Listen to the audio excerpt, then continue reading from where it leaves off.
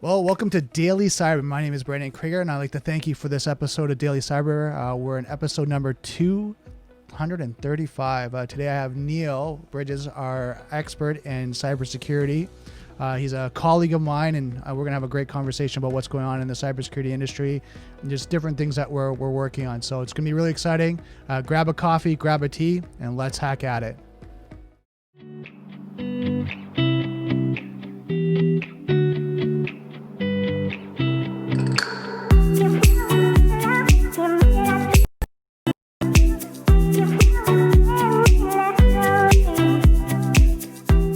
I'd like to thank our sponsor for this episode, Usato.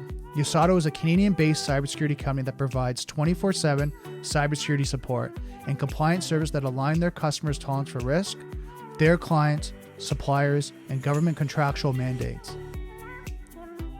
Usato's teams focus on using insights to drive business decisions.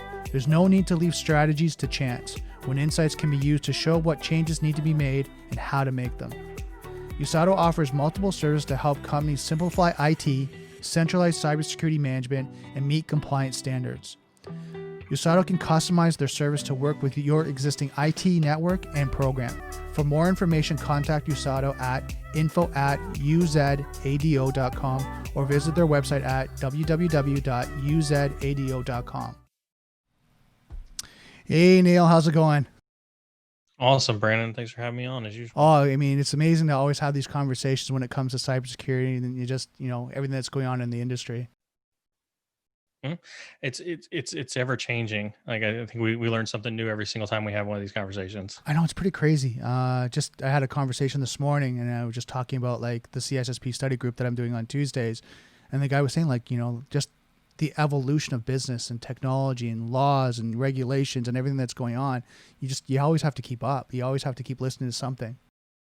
I know it sounds cliche, but I can't think of a time in this industry, where year over year, even month over month, things haven't just changed dramatically and changing, how you think about cyber, how you think about business, how you think about, everything it is that we've got going on. And I don't just talk just COVID. I think COVID is an extreme example, but, I think we see so much change in our industry that, you can't go a day or a month or a year without something being vastly different than what it was before. I know. It's pretty crazy. Like the industry is constantly changing. I know from my position with Usato, it's always talking about business first, security second, and the business strategies. And with the pandemic, business has changed. It's completely flipped upside down now. I know what you're seeing. It's similar. I mean, I don't think you can. I don't think you can go to a single business, small, medium, large enterprise, and have a conversation with them where they haven't had to change, something cybersecurity related, whether it's about their posture, the technology they implement, how they deal with a remote workforce, whatever the case is. I don't think there's a single thing that's uh, the same, about how their operating model this year, versus what it was last year, unless they've been just that prepared to deal with, this type of global issue. And I don't think anyone was. I mean, any company that I've talked to so far, I mean, it was a handful. I'd probably say 5, like on my hand, that were prepared, ready, were able to transfer over. Other than that, the rest was like they scattered. Like, okay, what do we need to do? Like, we have on these roadmap, we have the disaster recovery, we have all that, but now it's stuff that we planned out for 1 year, or now is like 1 week, or even the next 48 hours. The panic is real. The panic is real. I mean, I think even what are we? We're 6 months now into this, 7 months now into this. I think people are still panicking, trying to figure out, what it is that they need to do to deal with this. Even as folks are trying to contend with, do they go back to work? Do they not go back to work? Whatever the case is. Now, anyone that's watching this, you're going to probably see the chat you're going to see it on Facebook. You're going to see it on YouTube, as well as I'm keeping an eye on LinkedIn as well. If you guys have any questions for Neal or myself, just put it in the chat box and I'll make sure that, I'll ask Neal or myself and we'll respond to it. So a lot going on right now. Like you said, with the first phase, I'll call it the first wave of the pandemic. Now I'm hearing rumors that we're going to have another wave. What are you hearing? I don't know. It's highly. I'm starting to wonder just how far we're going to take this pandemic. I just got back from a week-long vacation in a completely different state, from where I'm at right now, and to see, and actually passing through several states, seeing how different states are handling, the pandemic, just from like a cultural and societal perspective. It's amazing, just the vast differences. I travel across the country to see that, and so I wouldn't be surprised if we go through another wave, another phase of it. At the same time, it's like you go into some of these, these states, and I was curious myself. Not to turn anything into a political conversation by any stretch of the imagination, but I went to a state here recently where nobody wore a mask at all. It was like we looked like an outsider, wearing masks inside of restaurants and things like that. And I go to check their numbers and things like that, and they're actually on the downslope. And so it's hard to really tell, when that second wave is going to hit. I don't think it's a matter of if. I look at this very much like a cyber attack, right? It's not a matter of if, it's a matter of when, right? We're going to get a second wave. When is it going to happen? I don't know. It's hard to tell, man. I can't tell. Well, I know the cold and flu season's coming, right? I mean, that's always kind of that fall, winter kind of area where, everyone starts to kind of get the sniffles. The kids are now back into school, right? So even that, kids start to kind of put their germs on all the different things, different surfaces, right? Spread that around. That kind of gets from, their kids to their lunch boxes to their knapsacks, and then gets to home, right? And now it kind of goes throughout the family. So it's going to be interesting to see how the next, 60 to 90 days, pans out. Well, and speaking of schools, right? I think it's been interesting to watch the news unfold here recently from a cybersecurity perspective, as schools have been trying to contend with, getting started back up in a pandemic type of environment first and foremost, but then also the cybersecurity things that are happening. Hopefully, this isn't on your news list for today. I may hijack one of your news topics, right? But I think I saw one of the schools recently got Zoom bombed with porn as they were doing a test for some of their distance learning stuff, and it really calls into question what you'd mentioned earlier about disaster recovery plans and and things like that. In schools, have typically not taken cybersecurity seriously because they believe that their school doesn't affect us, nobody would target us, we don't have the money. Insert litany of excuses here as to why schools don't think cybersecurity is important, when in reality this is an exact example of how they didn't test it, they didn't prep for it, they didn't talk about the cybersecurity implications of it, and then they get Zoom bombed during some of the first trials that they're trying to do with distance learning. Which is interesting. I mean, to kind of help zoom out here, if anyone, the Zoom executives or anyone's listening to this, they are, you're hearing a lot of, great things that they're doing. They're implementing two-factor authentication. They're also getting, you have to validate yourself before you go into any Zoom rooms now, and all the security is starting to be implemented. You have to use it. Don't get me wrong. Right. Because I know even for me, when I've used Zoom meetings now, there's the password that's been sent out. If you set up a room properly, then there's actually, you have to approve the person to come in actually into the actual Zoom meeting now. So there's layers now of security. So if someone's getting Zoom bombed now, maybe it's the level of security that they're implementing, and they're not following kind of the steps that Zoom has actually now established. Yeah, I mean, I think there's, let's call a spade for a second though, right? Because there's a difference between, hey, Zoom has established, these security settings versus having an organization that has the wherewithal, the knowledge, the skill set on site to be able to turn around and say, well, yeah, we've implemented that correctly, or we know how to use these settings, or we even know how to use this tool.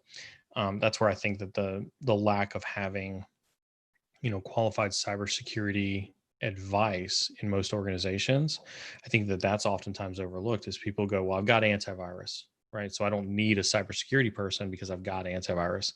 Zoom has given me cybersecurity controls, so therefore I don't need a cybersecurity guy because I've been given the controls. I think companies have created this mindset, not to bash Zoom by any stretch of the imagination, whereby they say, well, we've implemented the controls. If the organizations have failed to implement them, then that's on those organizations. But then you look at an organization like a school. Are you really going to tell school, hey, if you failed to implement a cybersecurity controls to prevent your school from getting Zoom bombed with porn, are you really comfortable going to bed at night saying, well, screw that school, we gave them the cybersecurity control? Right. like, does anybody feel comfortable about that conversation? I don't think, yeah, I'm with you on that. Like no one, any educational institution. I mean, I used to work for a college, doing marketing. Anytime they get compromised, it's an actual moral, decision where you're like, I want to do my best for them because they're trying to protect the students. They're trying to do all that, even though maybe the due diligence, due care, negligence is very high.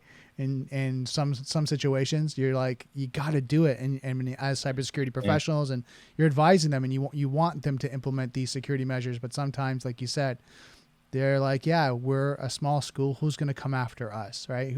And I know the discussion I've seen also is we have insurance, we have other things, transference of liability. Someone else is looking after it, not us, right? And well, that doesn't mean that you shouldn't know what's going on. Shameless plug for my business. I know I'm not the only one out there that does this, but I know there's other businesses that do this, but I give free cybersecurity counseling and advice to nonprofits and education organizations and veteran-owned businesses, because I hate that argument about how we're too small. We can't afford cybersecurity, and I'm been pretty consistent with, like, if you're a nonprofit or if you're an educational organization or if you're a veteran-owned organization, and reach out to me. I'll sit on the phone with you. I'll help you out as much as I can. That's time that I freely give away to folks to do it, because I hate that excuse. Yeah, and same here. I mean, through my calls, through reaching out to companies, if it's a small company and I can give some recommendations and advice, I'll do it. I'll give them steps, things to think about, even resources that they can kind of go check out. Like if even it's as simple as check out this white paper, check out this other resource that will give you some instructions on how to do this, right? And then if you have any other questions, come back to me, let me know, because for me, it's better that they're at least secure to a certain state than they're just kind of going, well, we're too small, we're just going to, transfer it to something else to, that, be it, other resources, other business development, whatever that may be. And if it comes up or if it happens, then we'll worry about it then. And as well as I, when that does, then the house is burning. It's not, we've been hacked. It's, oh my God, why weren't you in yesterday? That's right. And you're now busy trying to do damage control, liability transfer, and remediation all at the same time. And then as the cost of that now goes through the roof, right? When maybe there was a remediation step or something you had to do, maybe it would be $5,000, $10,000, whatever. But now they've got compromise, and now it's $50,000 to $100,000 for remediation, because now you have to have consultants, now you have to have forensics, now you have to have your church that gets involved, and now you have to have lawyers, maybe. Like it's add on. Now it's like, oh my God, I can't believe it, right? And then some, like you're talking about before, some states have, or actually I was talking about another colleague, I think it was, that some states have different cybersecurity laws. So depending on what state you're in the United States, this could be, you might have to have fees and penalties that you have to pay as well. I've been part of those exact type of breaches and incidents before in the past, and yeah, I mean, I'll give you an example. When I was part of a credit card breach for an organization that had hundreds of thousands of credit card data that was compromised, and yeah, I mean, it was, we spent more on legal and marketing, not for damage control as much as it was trying to figure out what the different regulations were in the different states, so that we knew how to handle what the right response action was with each of the different states, who we had to notify, how we had to notify them, and things like that. And I think that's why SMBs and mid-market companies rely so heavily on cyber insurance. And I think, now this is my opinion, and it's kind of funny you're talking about that. We're going to go into an article that's actually talking about ransomware and cybersecurity insurance. But I think the penalty or the fault in that is that it's not a sense of a defense mechanism, something that's going to prevent. It's something in case of that helps you kind of give you a financial support, right? And then so that you can start to work on it. It's not something like, I have insurance, now I'm covered, I'm protected. No, if you have insurance, because if anything happens, there's a financial injection from the insurance company to help you get remediation. It's not a defensive mechanism that's going to prevent it. I think that's all well and good in theory, but I mean, you drive your car with insurance. Do ask this rhetorically, obviously, right? Do you follow the speed limit because you're not worried about getting into an accident because you have car insurance to protect your car? You don't really worry about whether you hit that road debris or not because you got car insurance and it'll protect it. And so I think there's a little bit of that.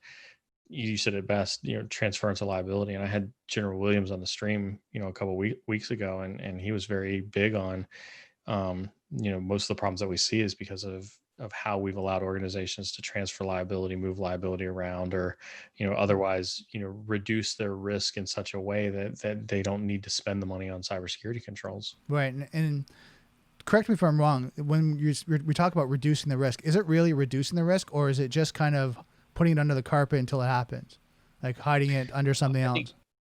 I think that's a cynical way to look at it. Not that I don't think that doesn't happen. I think that there's definitely organizations that try to reduce risk by pretending like it doesn't exist. I worked for a financial organization one time, separate from the PCI issue I just mentioned, where they actually did, and they were a victim of one of the largest ATM scam breaches. This was back in the mid 2000s. And when they looked at the money that they had spent to build a cybersecurity program, and they looked at the money that they had spent on legal and regulatory stuff with the FFIEC, I think that they had come to the conclusion that it was actually fiscally cheaper for them to just deal with it financially. And having never spent the hundreds of millions of dollars that they did to build a cybersecurity organization, it was cheaper for them to just, pay all the fines and everything else that they needed to do, which begs kind of a question in terms of how do we see the fiscal responsibility for organizations when it comes to handling their risk mitigation strategies. And I think that you cynically say putting it under the rug. I would challenge and say, is it, just for the sake of argument, not that I believe this stance whatsoever, but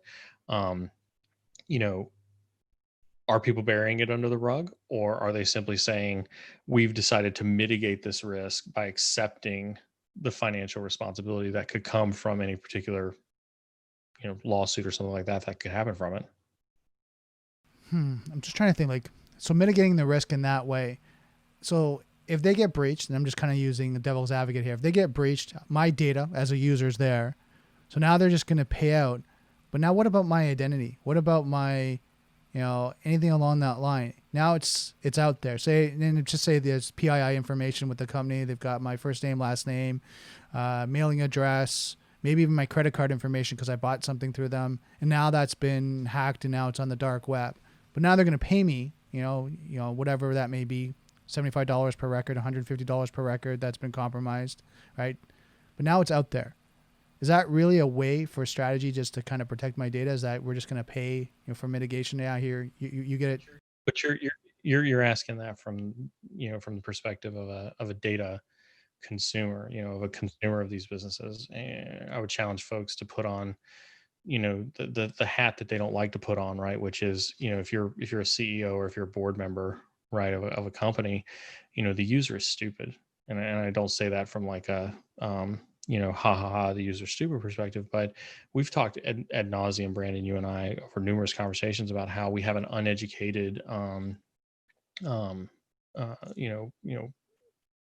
society when it comes to cybersecurity.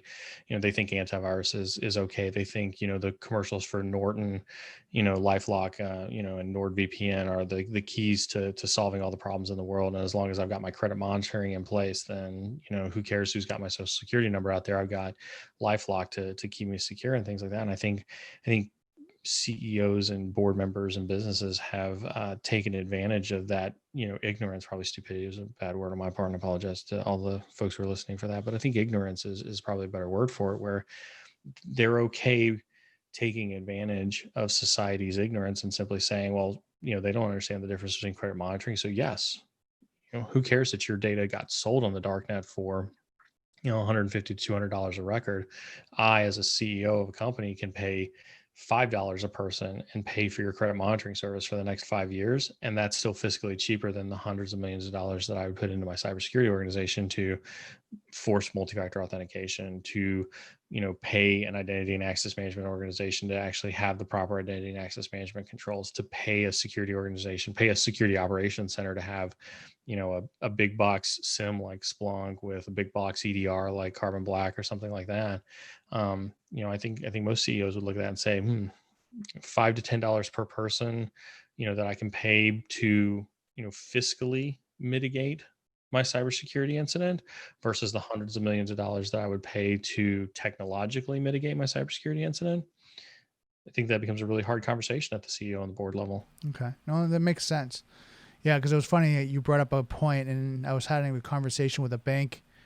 It was an agent of the bank. It was on Wednesday, and we were just kind of talking about breaches and things along that line. They said, "Oh yeah, you can get your credit, your like Equifax or TransUnion to set up credit alerts." And I shared in a scenario that I had with another colleague where they did that. They had the identity alerts and a theft, with Equifax, and they went to a car dealership to test it out. So the car dealership actually sent out, a credit alert just to see, if this is the person was validated and all that.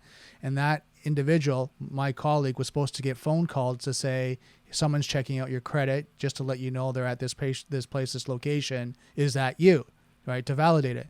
They never got a call. And that's my point is if you're not in that position to test it, if you're like, cool, I'm going to get this call, thank you very much, Equifax, and you're just sitting at home in your recliner, like watching TV, like, hey, I don't have to worry about cybersecurity because Equifax is going to call me if my identity ever gets breached. We as people have made it okay to, that'll end up being the theme of the stream today, I think, is transferring liability. Is we've allowed society to transfer that liability over to Equifax that says, well, Equifax is taking care of my credit, I don't have to pay attention to it, so therefore I'm safe. Right. I don't think that if we look at what we do as a human race, we don't transfer liability of the protection of our home to the police, right? We don't call the police to proactively protect our home, right? We call the police in response when there's something wrong. We proactively protect our home by putting locks on the doors, locks on the windows. If you're in a country or state that allows you to own a gun, you own a gun to proactively protect your house, right? You may have a dog, right, to proactively protect your house. There's very few scenarios where we allow such a gross transfer of liability as a human race that I think we've allowed corporations to convince us that it's okay to transfer that liability and not to worry about it. And we've ultimately transferred that reliability away from the user and even away from some of the big box, especially in the financial sector. It's particularly worse in the financial sector, where we've transferred that liability away from the finance industry and over to somebody else. I think that's important to have that conversation too, is social responsibility and responsibility of your technology and your identity, all of those, right?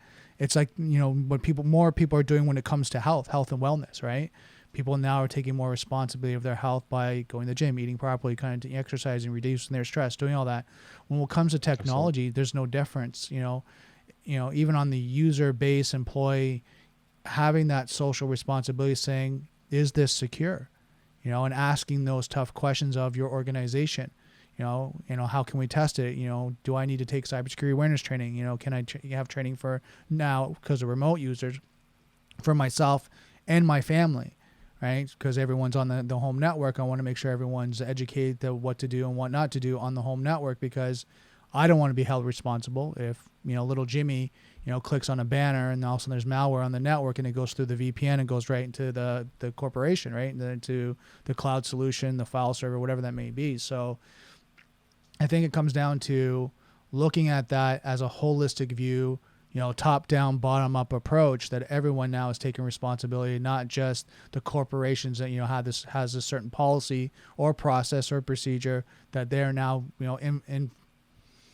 influencing cybersecurity of how it's supposed to be implemented. It should be the employees also going, do we have cybersecurity? Are we protected? And asking those questions. And how can I, as an employee, help the company?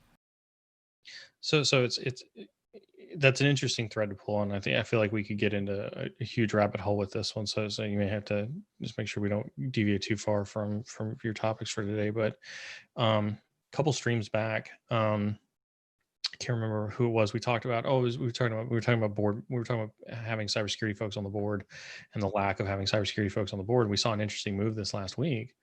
I'm pretty sure I'm going to be talking about this on, with a couple of folks that are, that are going to come on my show this week as well. As we saw General Alexander, former retired General Alexander, join the Amazon board of directors. And for those who don't know, right, General Alexander was the U.S. Cyber Command 4-star general. It was also the director of the National Security Agency during my tenure in the United States Air Force. He ran all of basically the cyber spy organizations and whatnot, all of our offensive operations and things like that while I was in the Air Force, working for that mission. Now you've got a guy who's got that type of background. He's synonymous with cybersecurity. He's spoken at Black Hat. He's given keynotes at Black Hat. He runs his own cybersecurity company now, and now he's sitting on the board of directors for a company like Amazon. It's a very similar problem that we had in the military, where now you've got your first if you will, CEO. Granted, he's the CEO of his own company, but he's not like a Jeff Bezos or a Steve Jobs or something like that, who's traditionally very business savvy, very business mindset. You got a guy who's born in cyber. He's grown up in cyber. He's built some of the greatest cyber capabilities, but now he's sitting on the board of, the largest company in the United States of America. I think that's a sign, hopefully, or at least I think I can speak for a large predominance of the community, that's a sign, hopefully in the right direction, that we're going to start to see more cyber focused people sitting on board of director seats, because I think that's how we make businesses more accountable, by having cybersecurity folks sitting on board of directors that say, actually, that's not a good control, or that's not a good risk mitigation, or that's not a good liability transfer, type of activity, and so therefore we should do something differently, or at least that's what I imagine the hope is. Well, I think it is, and like you're saying, I mean, it's so important right now to kind of look at who's in the place, like in the positions on the top level, like you're saying, to be able to implement the security, programs, the roadmaps, the forecasting, and doing that to make sure every aspect is thought about, and really have that in-depth look, right? That holistic look on it. Yeah. All right. So I think it's important. It's important to hear kind of these successes where now, like you said, they're starting to become on the C-suite level and that executive level, that now they're having more deeper conversations. And I mean, don't get me wrong, I'm seeing it more and more. One thing we talked about on the CISSP study group was, this used to be the fact where the CISO used to sit underneath the CIO, right? So there could be a conflict there of, implementing security, because IT comes first before security. Right, especially because IT's building the business, cybersecurity can be a cost center, right? So you're looking at your technologies and solutions that are building the business, bringing profit in, while security is locking things down and potentially, in certain mindsets, is hindering the business. I think it's funny you bring that up. I still see more organizations go the CIO CISO route than I see anything else, and it floors me when I have these conversations. And I've seen new CISOs who don't really care. They're just like, whatever, I'm a CISO.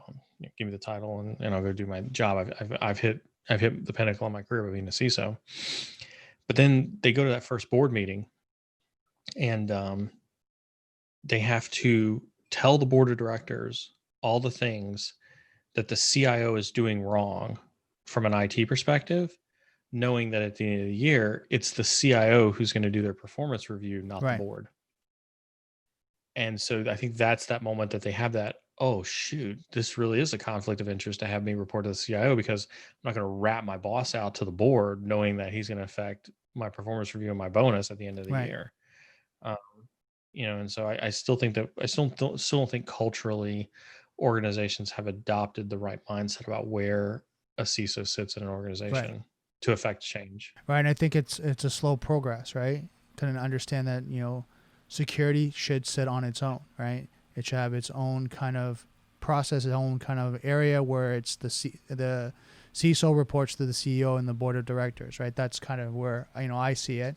And then from that aspect is, they have direct access, that this is what we need to do. Now, don't get me wrong. I understand that it's a whole holistic view of, you got your CFO, you got your CISO, you got your, HR operations, COO, like all that C-suite has to understand not only the security measures and implementations, but also, agree to what's going to be implemented. It's not just the CISO going in there with his, white knight shining armor and go, we need to implement it. And everyone goes, oh my God, you're the greatest. Yes, let's implement this. Right.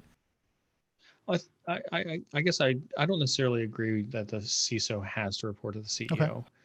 I I think I think CISO reporting to CFO is actually a really smart decision, because the CFO, you know, controlling all of those finances, can look across an organization. And I'm trying to make this as obscure example as possible, so that if anybody's listening who knows me from some of these previous organizations, I don't rat any of them out. Um, if you've got a business leader of a division somewhere that says that they can't implement cybersecurity controls on their manufacturing site because it's too much work, it's too much headache, it'll decrease their bottom line, whatever the case is, that is a business decision. Cybersecurity is a business decision, and the business decision should be made by the CFO from a financial decision to say, well, I think we need to invest in cybersecurity in the manufacturing sites, or think we need to accept the financial risk of a manufacturing site going down because of a lack of cybersecurity controls. I think that fiscal responsibility lies with the CFO. I think the CEO can make it too, but I think in some of these larger multi-billion-dollar organizations in the Fortune 500, Fortune 100 space, I think you'll have a hard time conveying that to a CEO. But I think if you explain it in dollars and cents appropriately to the CFO, then I think that that's acceptable. And then you've got, at least in that conversation, when you go to the board, the CFO can say, yes, we made a fiscal decision not to fund cybersecurity in this area, because here's what it would do to shareholder value. Here's what it would do to the bottom line. Here's what it would do to our EBITDA, and everything else like that. And he can speak at a level that makes sense to the board of directors as to why they didn't fund cybersecurity, which I don't think a CIO can do during those board of director Okay. meetings. That makes sense. Yeah. Because it's more of a business decision, right? Exactly. No, Exactly. it totally makes sense. Now, talking about business decisions, I'm going to bring us into the news right now. And something that's really interesting, we kind of talked about that, was, the ransomware attacks, right? We briefly brought that up. And one of the articles I was reading today was the ransomware attacks, the major cause of cyber insurance claims in H1 2020. So what's your thoughts on, how the increase since the pandemic started with ransomware and ransomware attacks? Oh, I think it's blatantly obvious how much the increases have happened since the pandemic has happened. I talk about it constantly with a guest on my stream. About you know ransomware was I think a $2 billion industry. I need somebody to fact check me on this one, but I think ransomware was a $2 billion industry last year or the year before. I think it's a $20 billion industry. This year I think they've officially said that cybercrime as a whole, but ransomware solely, is actually more profitable than the drug Mm-hmm. trade now. And so, I mean, it's I think without a doubt, ransomware has blown up. I think one of the interesting conversations that I have with folks when I talk to them is, you know, are we seeing more publicity around cyber insurance, or not cyber insurance, but ransomware, because of cyber insurance, and because ransomware extortionists know that the more visibility they get on some of these ransomware cases, the more likely those organizations are to Right. pay. Um, do I think Garmin would have paid if the ransom organization hadn't posted all of their stuff online? I think that that's hard to Right. tell. But I think it's worth having the conversation about that. Did cyber insurance create a more visible model in terms of how much ransomware is happening out there? Okay.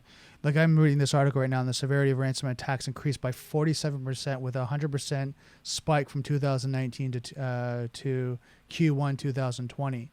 And then lower down, you can kind of see they have a little bit of a chart here, which says most common cybersecurity incidents percent of report claims: ransomware is 41%, fund transfer fraud 27%, email compromise 19%, and then others. So it's really interesting to see how ransomware now has increased and been kind of one of the main, attack methods for, hackers to compromise people and companies as well. And this is what I'm talking about. I think if you scroll down a little bit more to that most common cyber incidents percentage of reported claims, I think if you were to look at previous years, specifically last year in 2018, so fund transfer fraud, I would probably say that's probably referring to like business email compromise.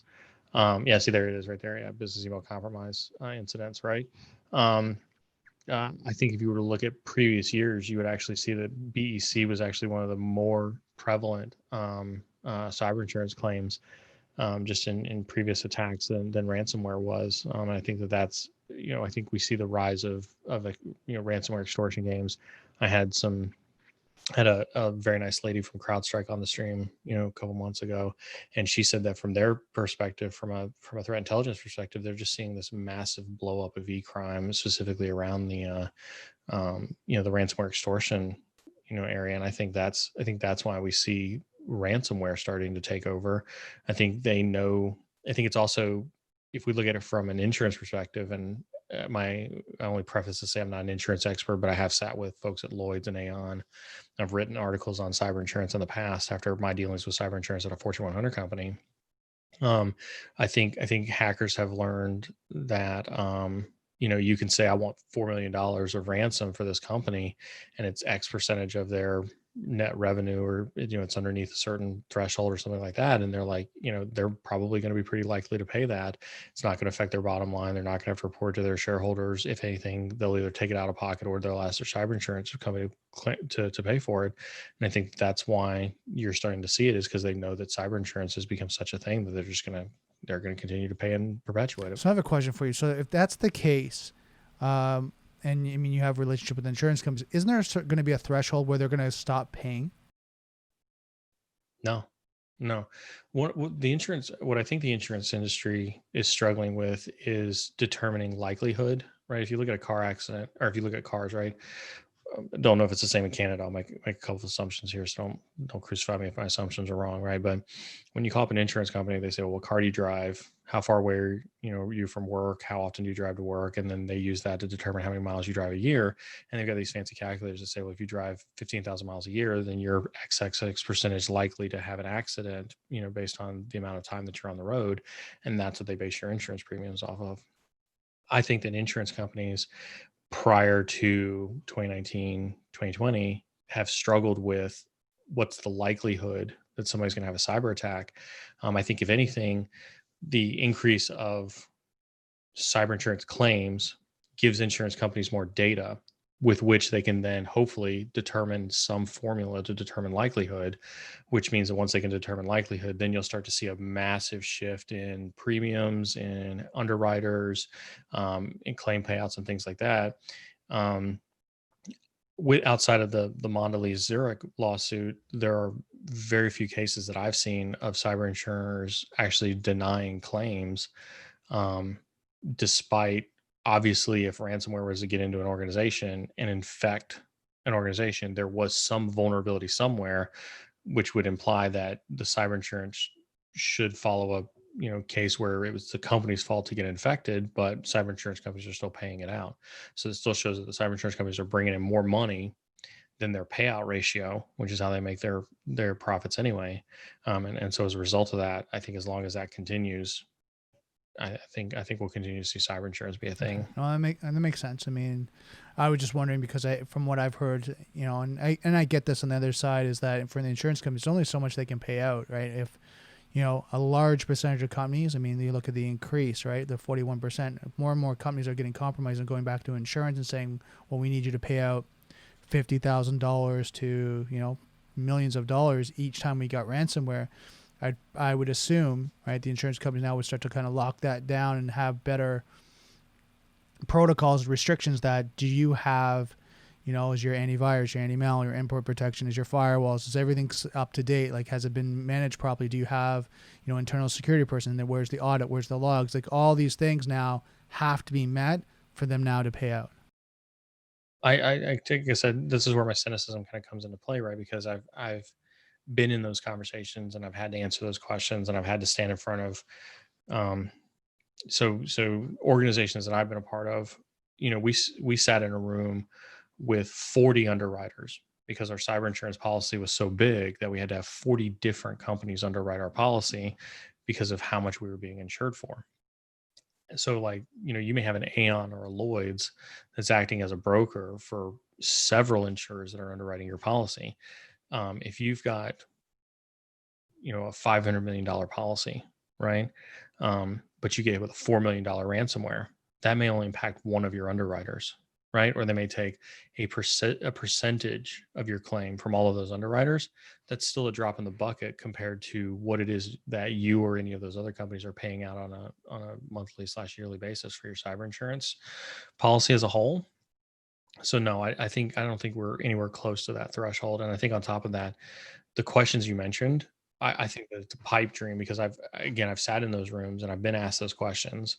Um, and I think that organizations are no more equipped to answer those questions for cyber insurers than they are for the auditors or for the big four whenever one of the big four comes in to do a maturity assessment or anything like that than they are to ask those questions or are capable of understanding those responses when it comes to cyber insurance. As a matter of fact, I think cyber insurance is still so new to this business, if you will. They don't have the resources, they don't have the cyber expertise inside of their staff to be able to understand when an organization is lying to them, not lying to them, or how to interpret the results that a cyber insurance organization is telling them during those interviews. So no, I think that those questions are all valid, but I don't think a cyber insurance company at any level is prepared to not alone ask those questions but understand the results enough to provide any type of meaningful underwriting capability to a company. Do you think that's going to change? I hope it changes just through natural maturity. I think I have a cynical and a not cynical approach to that. I think it should change. I think we need to see it change. Do I think it's going to change? Dear God, I hope so. God, I hope organizations get smarter. I hope we see more cybersecurity expertise getting into some of these business decisions. I hope that we see. I'm waiting for the time that somebody like Maze or Reeve says, we've got ransomware on Tesla, right, or somewhere else big like that. We've asked for a $5 million ransom, and cyber insurance company comes back and says, we're not paying this ransom because obviously you had RDP open to the internet with password 123 that allowed an attacker to get in there and put ransomware on there. That's just dumb cybersecurity, and so we're not paying that ransom. I think that's a change that we'll see in the industry. I think as long as we continue to pay out ransoms, I think it's a self-feeding snake. No, which is good. I mean, I think that's why I wanted to have a little bit of that conversation when especially comes around with the ransomware and the insurance, is that, I think both sides of the coin, the insurance companies need to start to implement stricter auditing policies. And then, like you said, maybe even the auditors now have to be, trained and educated on cybersecurity. So when it's a cybersecurity breach, they have to have a cybersecurity expert that is an auditor, right? Kind of a unicorn that can do both now and have those tough conversations and understand the information that's being, provided by the organization that, yes, we have a firewall, and they can say, okay, well, which one? Is it Fortinet? Is it, Palo Alto? And, what version is it? And they can do that audit to make sure where they're at. Is it, is it a 10-year-old firewall that hasn't been updated and patched in, 10 years since they got it installed, or have they been maintaining and managing it, right? And have big care and feed. So I think we need to get to that point that will help companies now implement stricter security policies and understand that insurance is not just, a fail-safe that, we have insurance, we're fine. No, we have to make sure we meet certain measures to make sure we maintain that insurance. And when something happens, we have to be at a certain level of, maturity to be able to get the insurance claim and be able to support us. Yeah, I think I have such a cynical view on insurance. I guess I still, if you deny a claim, people are going to ask you, what's the point of having cyber insurance if you're going to deny a claim? If you're going to give every claim, if you're going to pay every claim, then what's the incentive for people to, be safe, right, out there? And I think that that's the balance that the cyber insurance industry as a whole is struggling with, is there is a lot of money to be made in cyber insurance. I totally agree with the business decision to get into cyber insurance. I think there's a crap ton of money to be made in cyber insurance. I don't think that the industry is mature enough to understand what their role is in either A, not facilitating cyber attacks, or B, facilitating organizations to not implement the appropriate security Right. controls. It's a lot of work to do, right? We're still growing as an industry, and this is why it's good to have these kind of conversations to kind of share, some different ideas and really different strategies to kind of on both sides is one, not just for the insurance company, but also for the companies to look at how to protect themselves, and the insurance companies of how to implement stronger policies and stronger auditing so that everyone is now protected. It's not just one or the other. Yeah. Now, now the Yeah. next article I was looking at today was the 5 practical steps to implementing zero trust networks. So I actually wanted to get your feedback on this. You know, is there really a zero trust network? Is it like 100% secure? Is anything really 100% secure? I mean, I get asked that constantly. I and I wouldn't call it arguments, heated debates with lots of friends and peers in the industry over anything zero trust related. I'm really, really cynical on zero trust. I don't think zero trust in the way that it's written um, facilitates good business. I don't think a business can run in a zero trust environment. And I know there's going to be a lot of purists out there that disagree with me. I'm poised and ready to accept that critique and criticism. But I think cybersecurity folks want to believe in zero trust because it has a cool name like zero trust. And if they zero trust everybody, then absolutely I'm very secure. But I think when you start looking at how to build it, um, you can find pockets of scenarios where zero trust works. But I think when you look at 100-year-old organizations, if you look at complex organizations that have done thousands, if not more, M&As over the last 20 or 30 years, where it's one company that's made up of 50 smaller companies that they bought over the years. When you look at just the technological debt that I would say almost any company that has been around for 5 to 10 years, right, has had, I think it becomes statistically improbable to get to a true zero trust model.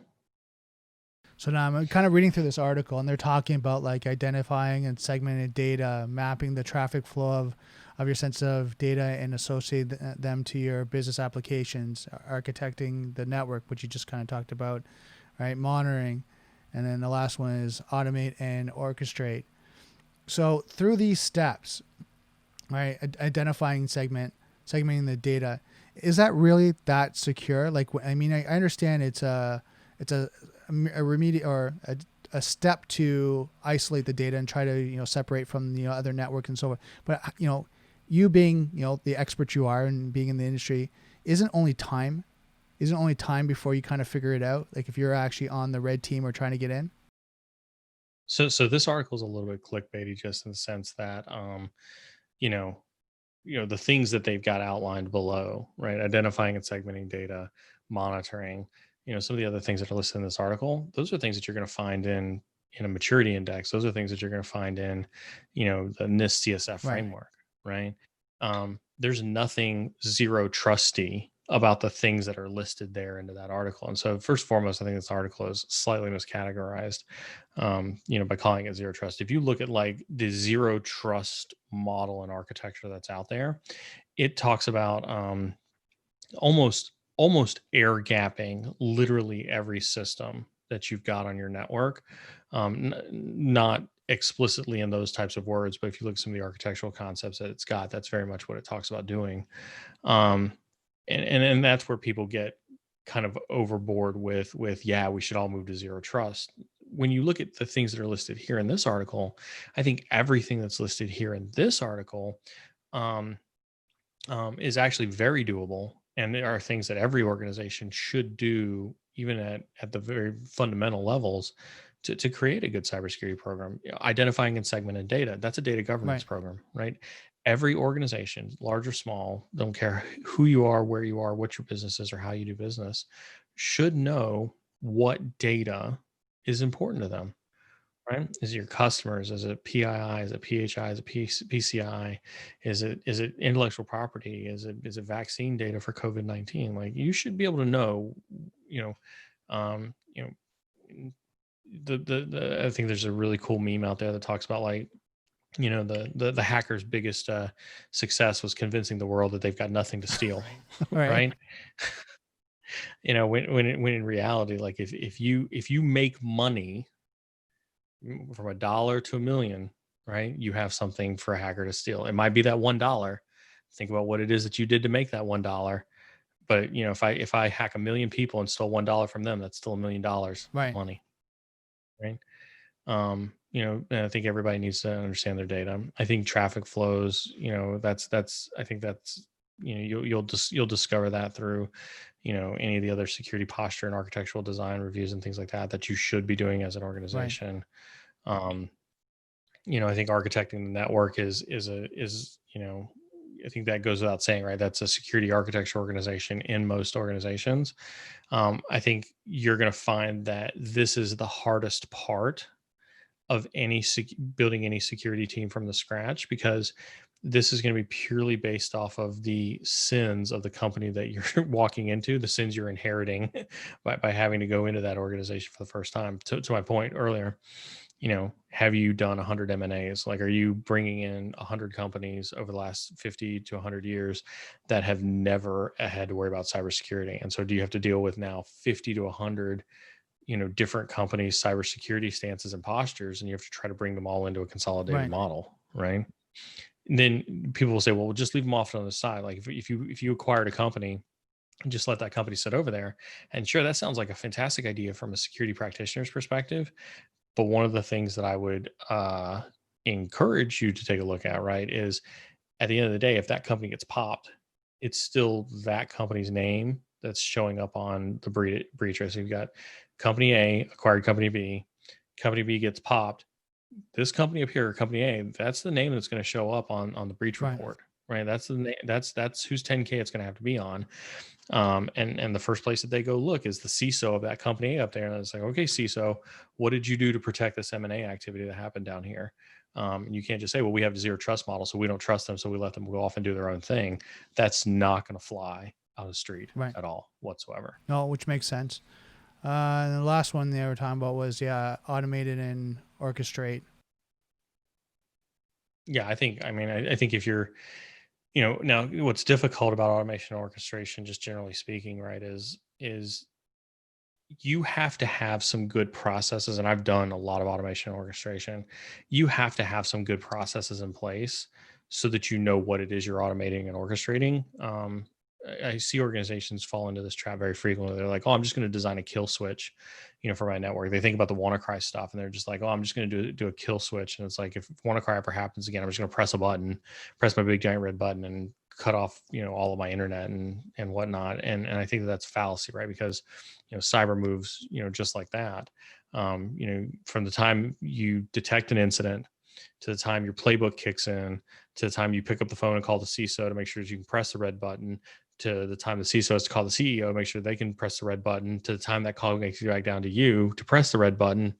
WannaCry is taking out your entire manufacturing sites anyway. So that's the reason why you need automation and orchestration, is because you have to be faster than the adversary. And unfortunately, the adversary these days works in Right. milliseconds. No, true. Oh, that's awesome. Now, the last article I wanted to cover, which was kind of funny, and this was kind of the main topic of, a little bit of the start, is the psychology of human error, right? Could help business prevent security breaches. Now, we were talking about this, about, the employee, the individual, is still widely discussed about, is that they're the easiest and most easiest to compromise when it comes to security. Now, I was looking at this article, and they're saying several organizations are concerned about human error that causes accidental exposure of company critical data. Now, we've got, cybersecurity awareness. We've got all that. Is there anything else we can do to help with the individual, right? The psychology in that area? I think that there is more that we can do. I think, you know, security awareness is something you could unpack, um, and make 100 videos out of, 100 live streams. We could talk to 100 people and get 100 different opinions on security awareness. Um, I think it's hard to have this conversation, right? People are the front lines of your organization. People are, your greatest asset when it comes to sensors on your network. Um, I've heard lots of extremes in my time in cybersecurity about, where they want people to be from, a cybersecurity perspective. I had a CISO one time who said that he wanted his secretary to be able to make changes to the Right. firewall. And what he meant by that was if she saw a phishing email and she clicked that report phishing button, all of this automation would happen on the back end that would result in a firewall rule that would stop the phishing email from Okay. happening. Right. And then I think I reported on this 2 weeks ago, where we've seen an uptick of organizations that were actually firing employees for falling victim to business email compromise. Right. And so I think we struggle with understanding what the right way is to handle employee psychology when it comes to security awareness and phishing emails and things like that, to the point that I don't think we know what the right answer is. I think people are important, and I think we have to value what it is that people see on the network day in and day out. I've heard fancy security awareness terms like protect yourself, protect your company, sort of thing.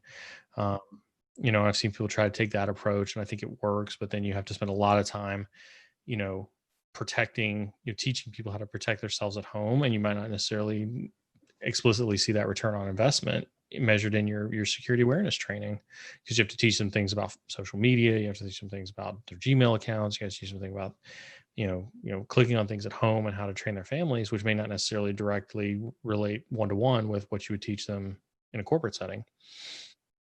So I think this is another one of those areas where we've not solved the problem of how to communicate with our people, on top of the fact that I think every organization struggles with how to talk to their people uniquely, in a way that helps them resonate with the company culture, the business culture, and the messages they're trying to convey. So it's And it's not a really solid answer to your question. So it's interesting when we look at the stats of this article, and as they're going through, they're saying the study also reveals that younger employees are 5 times more likely to admit to errors, while 50% of employees aged between 18 and 30 years state that they made mistakes, compared to 10% of workers aged over 51. So even them just reporting it, right, is the stats are kind of skewed, right, of them saying like, yeah, I clicked on something.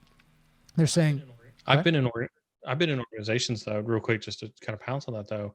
I've been in organizations where we've had to coach employees that it's okay to call the SOC to report phishing emails, because they have been so scared of company culture that they thought they were going to get fired for reporting a phishing email. Yeah, and I think in my opinion is that companies have now scared people that if you do this is such a bad thing, and don't kind of educate them. Yes, it's bad, but like you said, we need to know, we need to be aware of it, right? And then I think, like you said, they're kind of at that point where it's like, if I do this, it's so bad for the company. Like, what's going to happen? Because I'm going through these annual or even quarterly cybersecurity awareness training. If I don't pass the test, then I have to go through these, video courses, and then I have to pass it. So there's training. So it's a lot of weight on it. And I think, like you said, the company has to kind of give them a little bit of training on reporting, and why it's important reporting, and how is it dealt, what's the process, and what's kind of the outcome of it. Don't get me wrong, I'm not talking about all companies, but certain companies that don't lay people off, and it's not a massive exposure or compromise, that yes, we want to hear, and yes, you'll have to go through training and all that, but it's not a fireable offense as long as it was in this certain realm. Now, if again it was malicious or intent or whatever, and there's a fireable offense, that's fine, but it should be laid out. It should be drawn out what is a fireable offense and what can get you reprimanded to what extent, and then educate them on that. Yep. And I know, like this article is talking about, and then going back to this article, young employees are easy to phish. The study highlighted that 1 in 4 employees, 25%, said that they have clicked on a phishing email at work. Men are twice as likely as women to fall for phishing scams, with 34% of male respondents stating that they have clicked on malicious links in a phishing email, compared to 75% or 17% of women. So even that, like I'm questioning that, like for myself, like 34% of male, and they talk about this later on, is about the distraction, like people being distracted. Other finds include nearly 45% of respondents cited distraction of the top reason for failing for a phishing scam. Now, here's something that I was interested in with the psychology. I want to kind of bring that back to males versus women, right? I find that in psychology, they talk about men are more focused. And when it comes to multitasking, a lot of times they get distracted that if something else is happening, just kind of do something quickly and get back to the main area of focus. Where women, what they say in this, remember the study that they're saying that women can multitask. They can do like 3-4 things at a time because they're thinking about one thing. And I think it came back to, taking care of children and the family and kind of doing that.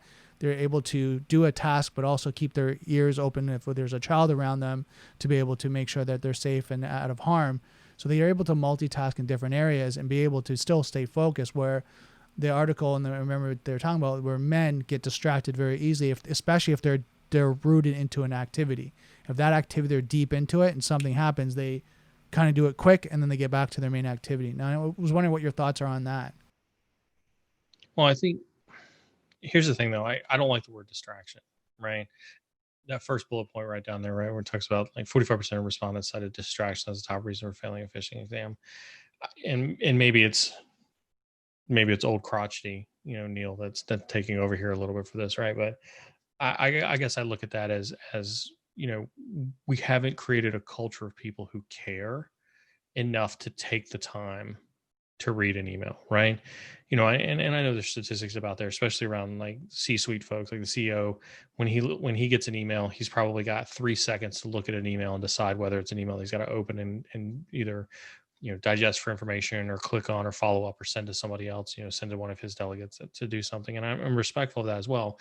But I think what I would take away from that is our challenge as cybersecurity professionals is we need to figure out more ways that in those 3 seconds, we create a way for that CEO to care for those 3 seconds enough to pay attention to the email that he's getting, right? Because it may be 3 seconds for the CEO, but then it may be 12 seconds for the CFO, then it may be a couple minutes for the CIO, and then maybe 5 minutes for the CISO. But if you think about some of these emails, for especially for BEC and things like that, they're going down to like the accountant level. Those guys have 20, 30, 40, 50 minutes, to think about a phishing email. There's no reason. It has nothing to do with distraction. We're just not giving them incentive enough to care during that time period. Okay. But do you think it's changed now? Like they're talking about here, 57% of remote workers admit they are more distracted when working from home now, right? So now they're not having that isolated work where you're in the office, you're in your cubicle, you're in your office, whatever that may be. Now you're at home, significant other, husband, wife, significant others at home, right? The kids are running around, in my opinion, the opportunity to be more distracted is there, especially if they have young children, 4 and below, 5 and below, who now mommy and daddy is home and now it's time to play versus, they're normally at work. So I think, for the home I'm probably not the best case for that. I don't have any kids around the house, and I don't want to accuse a parent of anything parentally challenging without firsthand knowledge. I am cynical still of that response, but I will preface that for anybody who's listening that I'm cynical not having firsthand knowledge of how distracted life can be. I've talked to friends and peers and they talk about how hard it is during the pandemic to have to like homeschool and have to deal with their job at the same time and things like that. And so I imagine it's pretty hard, but I guess I still take a little bit of a cynical approach to that, but I'm probably not the best for firsthand experience on that one. And then they said the last point here is that 43% of the fact that it appears to have come from either a senior executive, 41%, or a well-known brand. So, I mean, there's a lot of things when you look at kind of user error, right? And it's something that, as I go through and I talk to people and have these kind of discussions is first and foremost is, confirming that the sender, who is it coming from. Second, clickbait. Like, I mean, we're talking about these articles I grabbed, but clickbait stuff. Like I know when the pandemic was going on, people were looking at the stats and what's happening in the industry.